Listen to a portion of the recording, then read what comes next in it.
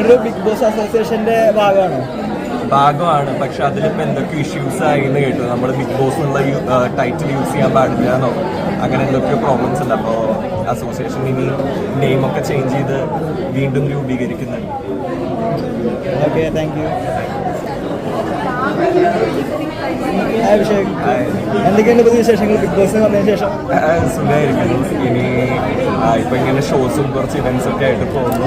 പിന്നെ ഞങ്ങളൊരു modelling company start ചെയ്തിട്ടുണ്ട്. അപ്പോൾ അതിൻ്റെ ചെറിയൊരു പ്രോഗ്രാം ജാനുവരി ആയിട്ട് അസോസിയേറ്റ് ചെയ്തിട്ടൊരു പ്രോഗ്രാം പ്ലാൻ ചെയ്യുന്നുണ്ട് ജാനുവരി. അപ്പോൾ അതിൻ്റെ കുറച്ച് തിരക്കിലാണ്. വീട്ടുകാരൊക്കെ ഹാപ്പി? എന്തോ? വീട്ടുകാരൊക്കെ ഹാപ്പിയാണ്? വീട്ടുകാരൊക്കെ ഹാപ്പി ആയിരുന്നു. ഞാനിപ്പോൾ വീട്ടിൽ നിന്ന് തൃശ്ശൂർ വീട്ടിൽ നിന്നാണ് വരുന്നത്. തൃശ്ശൂരിൽ നിന്നാണ് വരുന്നത്. ബിഗ് ബോസിലുള്ള കോണ്ടാക്ട് ഒക്കെ ഉണ്ടോ? എല്ലാവരുമായിട്ടില്ല.